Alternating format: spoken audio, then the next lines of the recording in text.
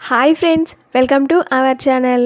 ఇవాల్టి simple and tasty recipe వచ్చేసి కాకరకాయ గ్రేవీ కర్రీ. ఈ గ్రేవీ కర్రీ చేసుకోవడం చాలా సులువు అండి. కాకరకాయ అంటే చేదు అని తినడానికి కొంతమంది అస్సలు ఇష్టపడరు. అలాంటి వారి కోసమేనండి ఈ వీడియో. ఇక లేట్ చేయకుండా ప్రాసెస్లోకి వెళ్దాం. ముందుగా ఈ కాకరకాయ గ్రేవీ కర్రీ రెడీ చేసుకోవడానికి నేను ఇక్కడ 300 గ్రామ్స్ వరకే కాకరకాయలను తీసుకున్నాను. చూడండి ఫ్రెండ్స్, కాకరకాయలు ఎంత ఫ్రెష్గా ఉన్నాయో. తీసుకున్న కాకరకాయలని శుభ్రంగా కడగాలి. ఇలా కడిగి పెట్టుకొని రౌండ్గా తరిగి పెట్టుకోవాలి. చూడండి, కాకరకాయ ముక్కల్ని ఈ విధంగా రౌండ్గా తరిగి పెట్టుకోవాలి. స్టవ్ పైన ఒక బాండీ పెట్టుకొని అందులో 4-5 స్పూన్ల వరకు నూనె పోయాలి. నూనె వేడిన తర్వాత సన్నగా పొడవుగా తరిగిన ఉల్లిపాయ ముక్కలు వేసుకోవాలి. ఉల్లిపాయ ముక్కల్ని ఆయిల్లో వేసిన తర్వాత లైట్ బ్రౌన్ కలర్ వచ్చేంత వరకు ఫ్రై చేసుకోవాలి. ఫ్రైడ్ ఆనియన్స్ వేసి కర్రీ చేసుకుంటామండి. చాలా అంటే చాలా రుచిగా ఉంటుంది. చూడండి, కొద్దిసేపు అయిన తర్వాత ఉల్లిపాయలు కలర్ మారాయి. ఇలా ఉల్లిపాయలు బ్రౌన్ కలర్లోకి వచ్చిన తర్వాత వీటిని ఒక ప్లేట్లోకి తీసుకోవాలి. ప్లేట్లోకి తీసుకునేటప్పుడు ముద్దలా కాకుండా కొంచెం విడివిడిగా వేసుకోండి. అవి చల్లారిన తర్వాత మరింత క్రిస్పీగా తయారైపోతాయి. ఇప్పుడు ఇదే నూనెలో ముందుగా రౌండ్గా తరిగి పెట్టుకున్న కాకరకాయ ముక్కలు వేసుకొని కాకరకాయలు పచ్చివాసన పోయేంత వరకు బాగా ఫ్రై చేసుకోవాలి. ఇప్పుడు ఒక మిక్సీ జార్ తీసుకొని అందులో ముందుగా తరిగి పెట్టుకున్న అల్లం వెల్లుల్లి ముక్కలు వేసుకోవాలి. ఇందులోనే ఫ్రైడ్ ఆనియన్స్ని కూడా వేసుకోండి. అలాగే టమాటా ముక్కలు కూడా వేసుకోవాలి. ఇప్పుడు మిక్సీపై మూత పెట్టి మెత్తని పేస్ట్ లాగా మిక్సీ పట్టుకోవాలి. చూడండి, మనకి ఇక్కడ టమాటా పేస్ట్ అయితే రెడీ అయిపోయింది. ఈ మసాలా పేస్ట్ని పక్కన పెట్టేద్దాం. ఇంకొక పక్కన మనం కాకరకాయలను ఫ్రై చేసుకుంటున్నాం కదా. కాకరకాయ ముక్కలు ఫ్రై చేసుకునేటప్పుడు స్టవ్ని మీడియం టు హై ఫ్లేమ్లో పెట్టుకొని కాకరకాయ ముక్కలు పచ్చివాసన పోయేంత వరకు, అంటే చేదు మొత్తం పోయేంత వరకు ఆయిల్లో బాగా ఫ్రై చేసుకోవాలి.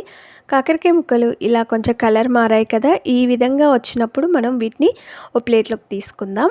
అదే నూనెలో ఇంకొంచెం నూనె పోసుకోండి. 2 స్పూన్ల వరకు నూనెని యాడ్ చేసి నూనె బాగా వేడిగా ఉన్నప్పుడు ఒక 1/2 టీ స్పూన్ వరకు ఆవాలు, 1/2 టీ స్పూన్ వరకు జీలకర్ర వేయాలి.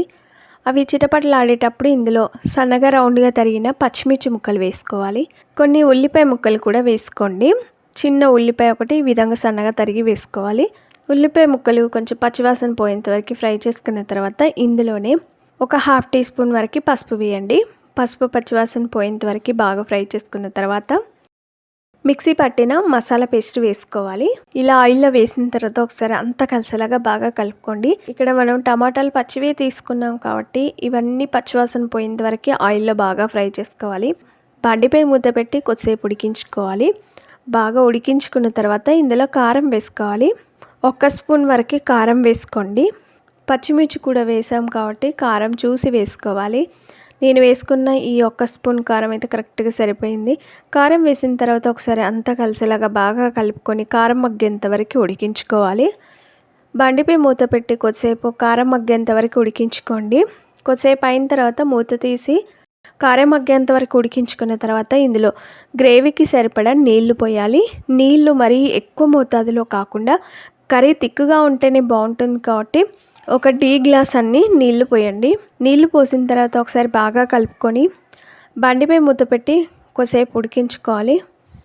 కొద్దిసేపు తర్వాత మూత తీసి చూడండి, గ్రేవీ కొంచెం తిక్కుగా అయింది కదా. ఇప్పుడు ఇందులో ముందుగా ఫ్రై చేసి పెట్టుకున్నాం కాకరకాయ ముక్కలు వేసుకోవాలి. ఒకసారి అంతా కలిసేలాగా బాగా కలుపుకొని ఇదంతా దగ్గర పడేంత వరకు ఉడికించుకోవాలి. కాకరకాయ ముక్కలు వేసిన తర్వాత ఇందులోనే రుచికి సరిపడా ఉప్పు వేసుకోవాలి.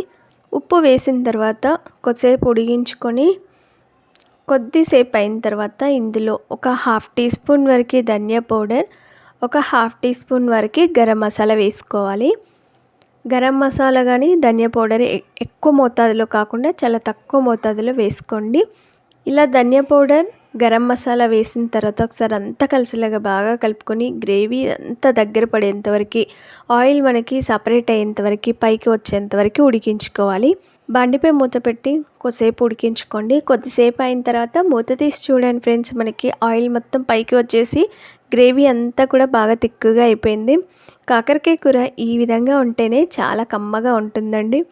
ఈ విధంగా ఉడికించుకున్న తర్వాత ఇందులో సన్నగా తరిగిన కొత్తిమీర వేసుకొని ఒక సర్వింగ్ ప్లేట్లోకి కానీ సర్వింగ్ బౌల్లోకి కానీ తీసుకొని సర్వ్ చేసుకుంటే అంతేనండి.